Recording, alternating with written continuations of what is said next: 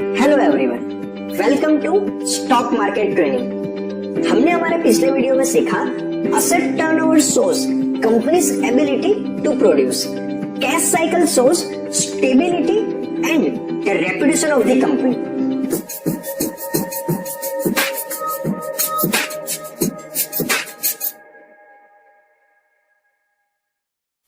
Our today's topic is company fundamentals, split, bonus issue and right issue, in which we will cover what is split, bonus issue and right issue, what impact do they create on book value and market price of the share। चलिए इस topic को हम practically समझते हैं। मैंने यहाँ पे ticker website के ऊपर कैडिला हेल्थ केयर जो फार्मास्यूटिकल कंपनी है उसको सर्च करके रखा हुआ है।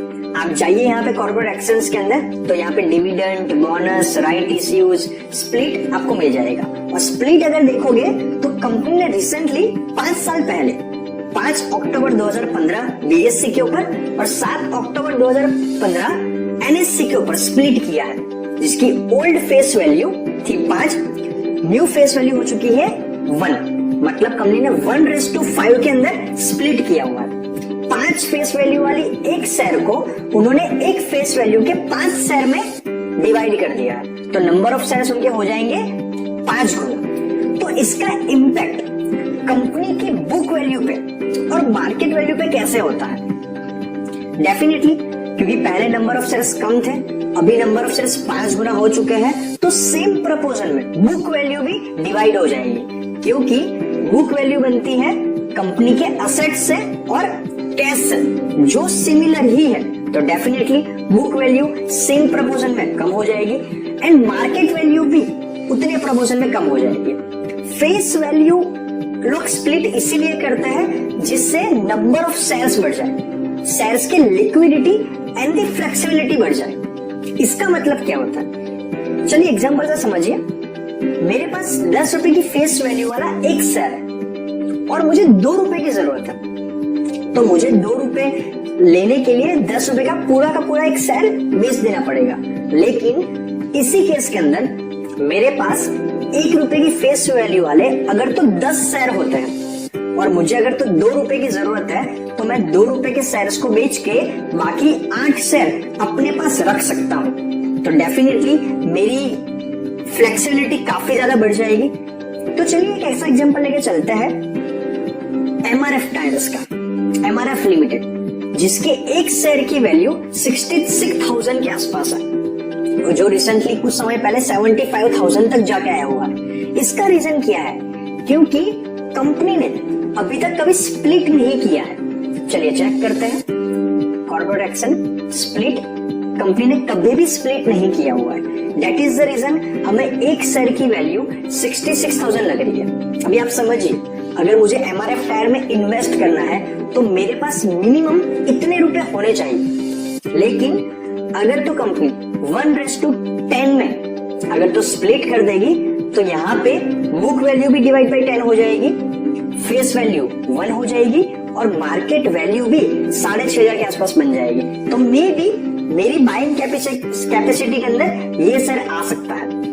बाकी हालांकि अगर आप कंपेयर करो पीयर्स के अंदर, तो उसके पीई और पीबी रेशियो काफी ज्यादा कम है as compare to Balkrishna Industries, Apollo Tyres. तो डेफिनेटली आप शेयर की प्राइस को देख के जज नहीं कर सकते हो ये शेयर महंगा है या तो ओवर प्राइस्ड है। तो आई होप सो आप स्प्लिट समझ चुके होंगे। दूसरा एक्शन हम समझते हैं। Let's take example of Reliance Industry. आप जाइए कॉर्पोरेट एक्शन के अंदर, बोनस पे क्लिक करोगे तो आपको एक डेट मिलेगी।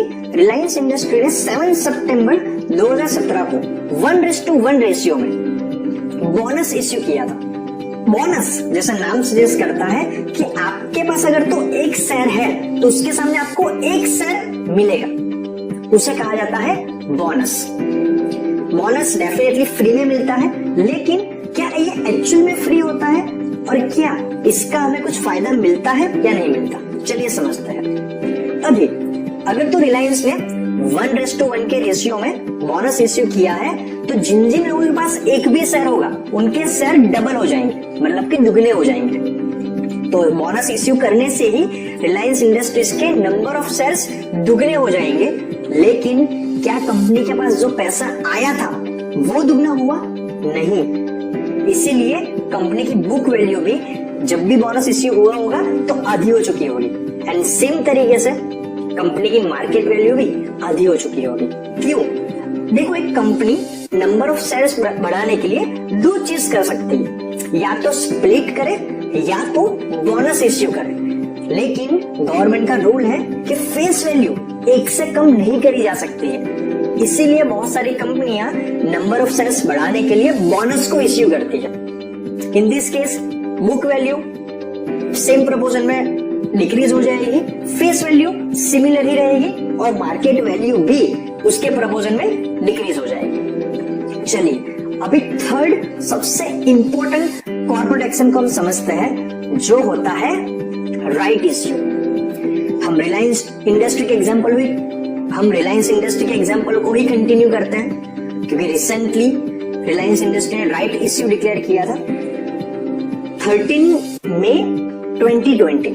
The ratio was 1:15। मतलब कि राइट इश्यू का मतलब क्या होता है? राइट इश्यू, मेरे पास हक है कि मैं चाहूंगा तो उसके लिए अप्लाई करूंगा या तो नहीं करूंगा। और राइट इश्यू आईपीओ एफपीओ से थोड़ा डिफरेंट होता है कि जब कोई कंपनी मार्केट से फंड रेज करना चाहती है, लेकिन आईपीओ और एफपीओ के केस के अंदर कोई भी रिटेल इन्वेस्टर उसके लिए अप्लाई कर सकता है।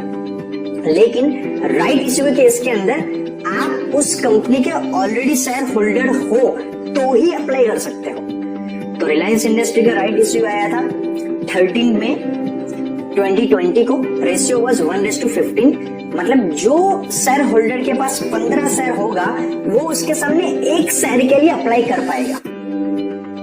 और कौन सी प्राइस के ऊपर?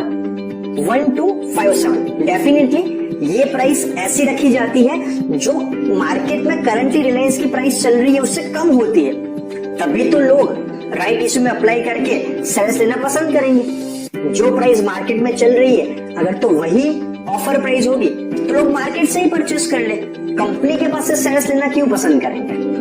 तो डेफिनेटली जब ये राइट इश्यू डिक्लेयर किया गया था तब मई महीने के अंदर रिलायंस की प्राइस 1400-1500 के बीच में थी, तो उनको अप्रोक्सीमेटली 15-20% डिस्काउंट पे शेयर मिल रहा था। तो अगर तो उनको शेयर मिल भी गया और तुरंत ही वो मार्केट में वापस से सेल कर ले तो आराम से वो 15 से 20% प्रॉफिट कमा सकते थे। रिलायंस इंडस्ट्री की बात करें तो इश्यू क्लोज हुआ था जून 2020 को। डेट ऑफ अलॉटमेंट थी जून 10, 2020 और वो 11 जून को आपके डीमैट अकाउंट में आ चुके थे। और जो प्राइस रखी गई थी वो थी 1250। तो चलिए हम ये समझते हैं राइट इश्यू का इम्पैक्ट क्या होता है फेस वैल्यू के ऊपर। डेफिनेटली राइट इश्यू के दौरान फेस वैल्यू सिमिलर ही रहेगी, तो फेस वैल्यू पे कुछ ज्यादा इम्पैक्ट होने वाला है नहीं, मार्केट वैल्यू भी सिमिलर ही रहने वाली है। तो आज के वीडियो में हमने स्प्लिट, बोनस इश्यू और राइट इश्यू को ब्रीफ में डिस्कस किया। In case of split and bonus issue, book value and market value decreases in same proportion. In case of right issue, book value gets divided and market value remains same. तो आज के video में इतना ही, मिलते हैं next video में। Thank you very much.